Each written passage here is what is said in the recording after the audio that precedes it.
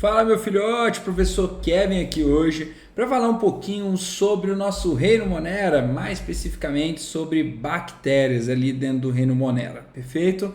Então vamos lá, toda vez que a gente pensa em reino Monera, o reino Monera vai ser aquele reino que vai abrigar todos os indivíduos que são procariontes. Então quem são procariontes? Cianobactérias, bactérias e arqueias, legal? Cianobactéria e bactérias bem parecidas, são incluídas no mesmo domínio, bactéria, e arqueia, um domínio um pouquinho diferente, com algumas características um pouco diferentes, legal?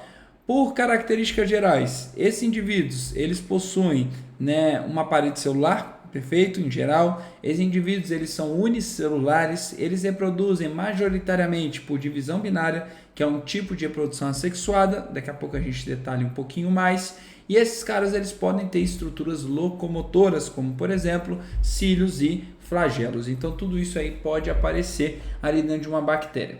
Quando a gente analisa a estrutura celular de uma bactéria ou de um procarionte, como é que ela funciona? Primeira coisa, algumas bactérias podem ter uma estrutura externa chamada de cápsula. A cápsula, ela, por exemplo, as bactérias que são infecciosas e tudo mais, elas podem trazer uma resistência um pouquinho maior àquela bactéria dentro do organismo vivo. Então a cápsula é como se fosse uma gelatina que fica ao redor ali da parede celular, perfeito? A parede celular da bactéria, ela é uma camada externa e ela é formada por peptídeo-glicano. O que é peptídeo-glicano ou glicano? Nada mais é do que a união de proteínas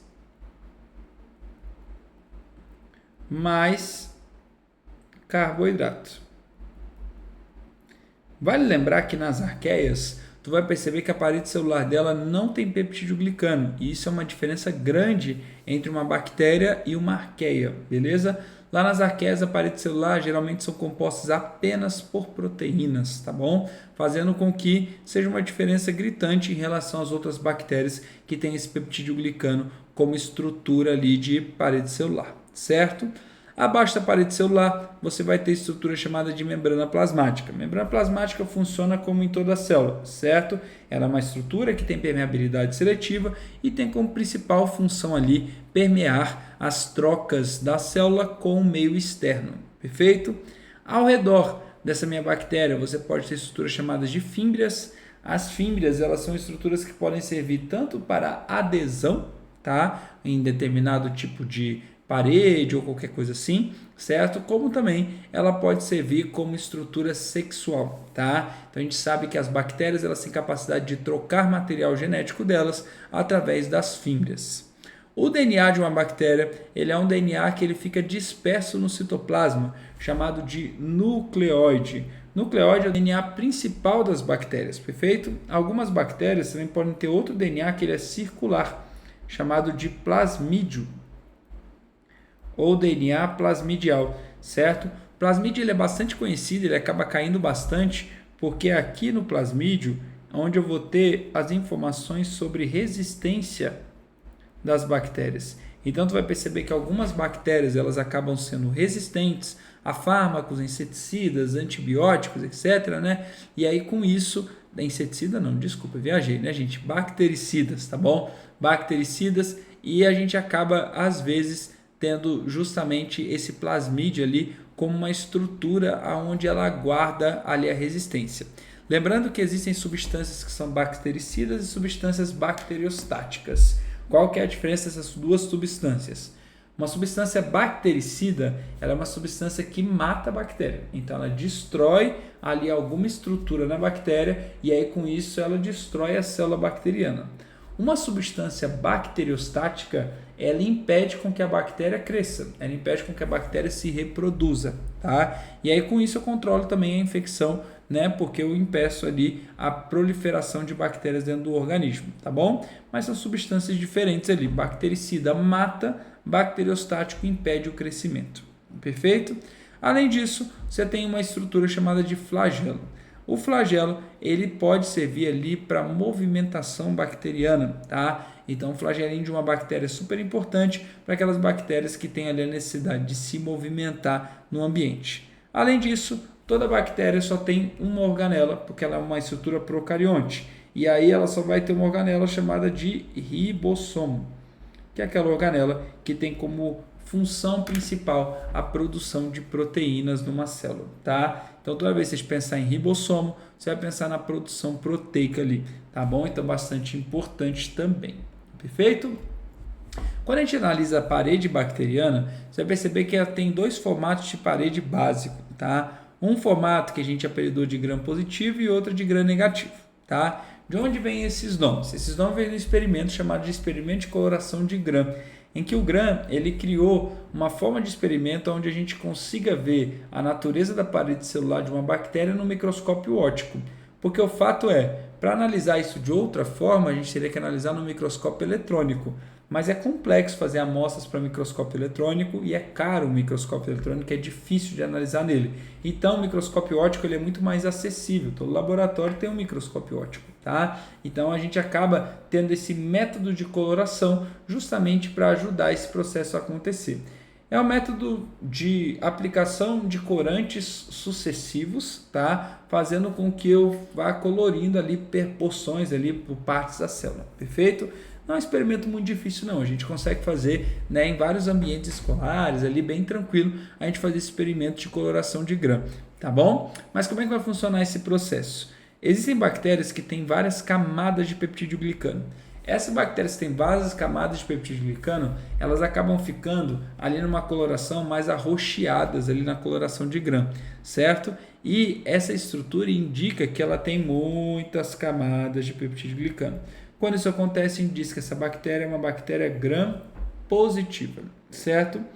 As bactérias que são gram negativas, o que você vai perceber? Que ela tem uma parede mais delgada, tá vendo? Ela tem uma parede mais delgada e ela tem uma membrana externa formada por lipossacarídeos, certo? Essa membrana externa também é conhecida como LPS. E toda vez que ela tem esse LPS, essa membrana externa, você vai chamar ela de gram negativa. Por exemplo, várias bactérias patogênicas são bactérias gram negativas e, portanto, são bactérias que a gente tem dificuldade muitas vezes de matar lá no nosso sistema imunológico, justamente por ela apresentar uma membrana externa, uma cápsula externa. Perfeito? Então existe essa diferença entre as paredes celulares. Então só lembrar disso, que a bactéria gram positiva tem várias camadas de parede celular, enquanto que a bactéria gram negativa tem uma camada pequena de peptídeo-glicano, porém, né, tem uma membrana externa ali ao peptídeo-glicano. Perfeito? Quando a gente analisa a reprodução principal de bactérias, a gente fala de divisão binária. Divisão binária é como se fosse uma mitose, beleza? Então, basicamente, o que ela vai fazer é copiar o material genético dela. Então, aqui tem o material da nucleóide e o material do plasmídio. Ela vai copiar os dois materiais genéticos dela e ela vai colocar uma cópia em cada porção do citoplasma. Com isso, ela parte o citoplasma no meio, formando duas bactérias que são geneticamente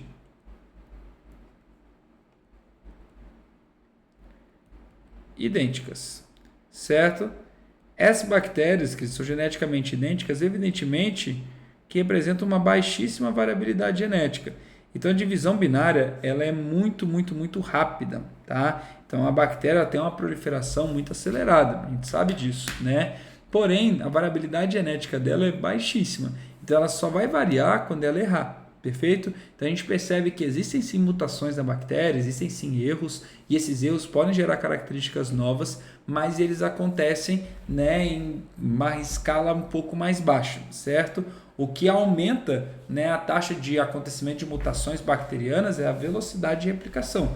Né? Você pensa que uma bactéria muitas vezes ela demora 18 a 24 horas para se replicar. Ou seja, ela passa a vida inteira dela e reproduz em 24 horas. Então, tu imagina só, né, a proliferação dessa bactéria ali no meio, tá? E quantas bactérias que vão surgir a partir disso aí durante um ano, por exemplo. Então, evidentemente que a gente tem essa quantidade ali de bactérias sendo produzida bastante grande. Perfeito? Toda vez que a gente pensa nos formatos de bactérias, as bactérias podem ter vários formatos diferentes. Então, você tem formatos de Coccus, que são quando ela é redondinha, tem formato de Diplodocus, quando elas aparecem em dupla, redondinha. Streptococcus são aquelas várias ali, ó, que é uma atrás da outra aqui, grudadinha. certo? Estafilococcus, que tem um formato parecendo de um cachinho, tem formato de vibrião, que é uma salsichinha torta, formato de bacilo, que parece uma salsichinha reta. Então, os formatos bacterianos, eles são muito variados, tá? E esse formato, é claro que ele vai determinar algumas características da bactéria de adaptabilidade, de capacidade de formar colônias, de capacidade de se ambientalizar em determinados locais, perfeito? Mas nada que você precisa ficar decorando, nada que você precisa ficar sabendo em relação a isso aí também, beleza? Quando a gente pensa em metabolismo bacteriano, a gente tem metabolismos heterotróficos e autotróficos, certo? As cianobactérias, por exemplo, são bactérias autotróficas. O que significa isso? São bactérias que elas conseguem produzir o próprio alimento. Então, a fonte de carbono delas é uma fonte inorgânica. É uma fonte que não precisa estar presente em um ser vivo. Legal? Então, uma bactéria fotoautotrófica, como uma cianobactéria, ela vai usar a energia da luz para conseguir fazer as matérias orgânicas dela, tá? Então, toda a matéria orgânica presente nela vem de matérias inorgânicas do meio e ela utiliza a energia da luz para conseguir, de fato, fazer essa transformação molecular. As bactérias que são quimiosintetizantes ou quimioautotróficas, elas também têm fontes, né, inorgânicas, elas também são autotróficas, porém, na hora de fazer, né, esse processo de formação de moléculas orgânicas, ela usa a energia de reações de oxidação. Então, ela pega outras moléculas orgânicas, oxida elas, e a partir da oxidação dessas moléculas, aí sim, ela produz as moléculas orgânicas dela. E você tem bactérias que são heterotróficas. Heterotróficas é quando eu faço, né, a fonte ali energética e a fonte de carbono são moléculas orgânicas, tá bom? Então, toda vez que a gente pensa em um organismo heterotrófico, é um organismo que precisa consumir um outro organismo, tá? Então, ela precisa consumir ali matérias orgânicas para se manter viva. Dentro das bactérias heterotróficas, ou dentro do metabolismo heterotrófico de bactérias, a gente pode classificar ele de acordo com a utilização ou não do oxigênio. E aí você tem bactérias que são aeróbicas obrigatórias, significa que elas precisam de oxigênio. Então, por exemplo, o que você está vendo aqui? Você está vendo um tubinho de ensaio, e nesse tubinho de ensaio que você está vendo aqui, ele está em contato com ar. Então, aqui essa região de cima é uma região que tem muito oxigênio, enquanto que a região de baixo é uma região que tem quase nada, né, ou nada de oxigênio, certo? Se eu tenho uma bactéria que é obrigatoriamente aeróbica, evidentemente que ela vai ficar próximo à região onde eu tenho mais oxigênio ali dissolvido, ou seja, a região que tem mais oxigênio presente. Tem bactérias que são anaeróbicas facultativas. O que significa isso? Facultativo é quando você pode escolher. Tá? Então, basicamente, é uma bactéria que consegue ter um metabolismo aeróbico e anaeróbico. Consegue fazer respiração celular e fermentação, por exemplo. Tá? E aí o que acontece? Na respiração ou na respiração anaeróbica dela, que é o que ela faz de fato, fermentação lá nos fungos, né? Mas na respiração anaeróbica, que é o que ela faz de fato, você vai ter justamente o quê? Justamente ali a produção de ATP sem a presença de oxigênio. E na respiração aeróbica você vai ter a produção de energia, a produção de ATP com a presença de oxigênio. O cara, quando ele é anaeróbico facultativo, ele vai viver no ambiente todo, certo? A única diferença é, se ele tem oxigênio, ele prefere viver com oxigênio. Então, você vai ver mais caras no ambiente oxigenado do que no ambiente com pouco oxigênio. Mas, ainda assim, você vê cara, né, no ambiente como um todo. Tem indivíduos que são anaeróbicos restritos ou anaeróbicos obrigatórios, ou seja, ele não sobrevive a oxigênio. Logo, em ambientes com oxigênio eles morrem e eles só vivem em ambientes que são anaeróbicos, em ambientes que são sem oxigênio. Por exemplo, a bactéria do tétano é assim. Então, por que um ferro em ferrugem pode ter tétano e um ferro sem ferrugem não tem? Né? Porque quando o ferro está enferrujado, o oxigênio livre fica reagindo com o ferro. E aí, com isso, fica um ambiente sem oxigênio livre. Agora, quando o ferro não está enferrujado, o oxigênio livre fica solto ali. E aí, o que é que rola? Você acaba tendo, né, um ambiente que é inóspito para essa bactéria que é anaeróbica restrita, anaeróbica obrigatória. Você tem os anaeróbicos aerotolerantes. O que significa isso? Eles só fazem o processo anaeróbico, mas eles não morrem pela presença de oxigênio. E você tem o que a gente chama de microaerófilos, que são os indivíduos que gostam de oxigênio, só que numa taxa menor. Tá? Muito oxigênio para eles fazem mal, pouco ou nada de oxigênio também faz mal. Então eles têm que viver com oxigênio ali de médio para baixo, tem que viver em ambientes que são pouco oxigenados, mas que ainda possuem um pouco de oxigênio. Perfeito? Então aí são tipos, aí são os tipões de metabolismo que uma bactéria ela pode ter, certo? Porém, a gente sabe que o crescimento da bactéria ele tem estágios, certo? Então, a bactéria ela tem um estágio de latência, que geralmente é quando ela entra no organismo. Então, vamos pensar que isso aqui é uma infecção, beleza? Então, quando uma bactéria ela entra no corpo, quando ela entra em você, ela entra e fica num pedaço ali, num espaço de latência. Ou seja, ela não entra e já começa a replicar de uma vez. Não, ela fica ali latente por um tempo, certo? Quando ela se ativa, ela tem um crescimento exponencial, que a gente chama de fase lag ou fase exponencial, que é quando ela cresce de uma vez só e começa a ter um monte ali de organismos ou um monte de placas bacterianas. Por exemplo, às vezes você está com uma dor de garganta bacteriana, aí você está aqui de boa, aí um dia a tua garganta começa a arranhar, 2 dias depois já está cheio de placa amarelada aqui na tua garganta. O que é isso? É um crescimento exponencial da bactéria. Então no comecinho tinha pouquinho, mas 2 dias depois já tem um monte, já tem placas que são visíveis a olho nu.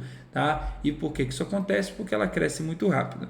Depois disso ela passa por uma fase estacionária, ou seja, não vai ficar crescendo o tempo todo indefinidamente. Não, chega uma hora que ela estaciona o crescimento dela até pela quantidade de recursos do meio. Tá? E após isso ela entra na fase de morte, onde eu começo a ter um declínio populacional de bactérias, justamente ou pela ação do ambiente ou pela ineficiência ali, ou a inexistência de recursos ali para ela, certo? Então toda bactéria ela passa por esse cenário aí de crescimento que é interessante de você saber, certo? Algumas bactérias elas também conseguem ter o que a gente chama de variabilidade genética. O que significa isso? A gente falou que a reprodução da bactéria é uma reprodução por divisão binária, ou seja, uma reprodução assexuada, onde a variabilidade genética é muito baixa. Porém, as bactérias elas podem ter alguns tipos de mecanismo que geram variabilidade genética nela, tá? Então a gente chama isso de método de variabilidade genética, alguns autores chamam até de reprodução sexuada de bactérias, tá bom? Você tem 3 formas disso acontecer. Primeira forma, que é essa que você está vendo agora no seu slide, é chamada de transformação. A transformação nada mais é do que quando as bactérias elas conseguem injetar um material genético livre aqui no ambiente para dentro da célula dela. Perfeito? Então, basicamente, o que ela vai fazer é pegar fragmentos de DNA bacteriano que está ali no ambiente e absorver esses fragmentos de DNA do ambiente, certo? O objetivo de absorver os fragmentos de DNA no ambiente é ela ter características novas. Esse processo é meio aleatório, ela não sabe o que ela está absorvendo. Então essa característica nova pode ser muito boa, ou essa característica nova pode ser ruim também, ou ela pode não fazer diferença nenhuma, tá? Mas o fato é um processo que existe e é um processo que ela faz, tá? Então ela consegue pegar ali estruturas do meio externo e acaba absorvendo esse fragmento de DNA do meio externo para colocar no material genético dela. Então isso é uma forma, tá, de acontecimento ali de variabilidade genética em bactérias.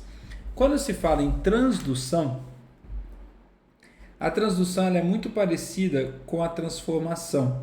A diferença é que um vírus ele vai ser o carregador desse fragmento de DNA bacteriano.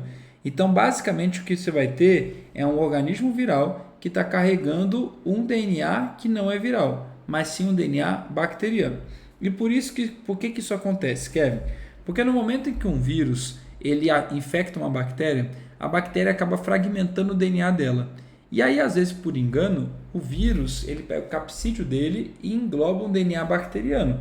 E é o que ele vai ter, vai ser um vírus aqui que tenha DNA bacteriano no interior dele. O que vai acontecer? Ele vai transmitir esse DNA para uma bactéria que é recebedora e acaba que essa bactéria acaba pegando tanto o DNA dela como o DNA de outra bactéria que doou, certo? Então é como se fosse a transformação. Eu estou absorvendo fragmentos de DNA de outra bactéria. A diferença é que ao invés de eu absorver livremente pelo meio, eu tenho um vírus sendo um carregador desse material genético. Por que ele faz isso? Por engano, tá bom? Simples assim. Ele se engana e ao se enganar, ele acaba levando um DNA bacteriano ao invés de levar, certo, um DNA viral, que era como ele queria. Perfeito? E quando se fala da mais importante de todas, e geralmente é essa que cai em provas, é a chamada de conjugação. A conjugação, ela nada mais é do que uma troca de plasmídios. Então, ela é uma troca de DNA plasmidial. Lembra que a gente falou no começo da nossa aula que o plasmídio, o DNA plasmidial, ele é um DNA que ele guarda informações sobre resistência bacteriana? Então, quando as bactérias trocam DNA plasmidial, o que elas estão fazendo é dando uma informação de resistência para outra bactéria. Como é que isso acontece? Você tem as fímbrias e as fímbrias elas têm a pele sexual, certo? As fímbrias elas acabam interagindo com as bactérias que são adjacentes e essa interação ela forma uma ponte citoplasmática que a gente chama de pele sexual. Essa ponte citoplasmática, que é essa ponte de conjugação aqui, ela vai fazer com que o plasmídio, após a duplicação, ele seja transferido. Eles sejam transferidos para o quê? Para a estrutura em volta, certo? E aí, quando ele é transferido por essa estrutura em volta, você acaba tendo justamente o quê? Justamente essa estrutura ali de conjugação acontecendo. Deu uma falhazinha no vídeo aqui, mas olha só. Basicamente, o que a gente está fazendo? A gente está pegando aqui ó, o DNA bacteriano, a cópia dele, passando para a bactéria que está do lado, certo? E com isso, duas bactérias vão ter agora o DNA plasmidial. Então, no começo, essa bactéria aqui, essa célula receptora, não tinha nenhum plasmídio. No final, essa célula receptora recebeu um plasmídio, certo? Pensa que esse plasmídio estava carregando, sei lá, uma informação sobre uma resistência a um antibiótico. Basicamente, o que você tem agora é uma nova bactéria que tem uma resistência a determinado antibiótico. Legal? E dessa forma, através da conjugação de bactérias, muitas vezes a gente tem o surgimento de superbactérias, né? Então, as superbactérias são aquelas bactérias que são, né, super resistentes, que têm resistência a vários antibióticos diferentes. Como é que elas surgem? Dois processos. Primeiro, seleção, tá? Então a gente acaba tomando antibiótico de maneira errada e selecionando as mais fortes. E segundo, a gente acaba, né, tendo esses processos de conjugação, no qual uma bactéria vai doar, né, essa informação de resistência para outra, fazendo com que a outra se torne também resistente àquele determinado tipo de fármaco. Beleza? Por hoje é só nossa aula. Espero que tenha ficado tudo claro na cabeça de vocês. Um beijo, um queijo e até a nossa próxima aula. Tchau, tchau.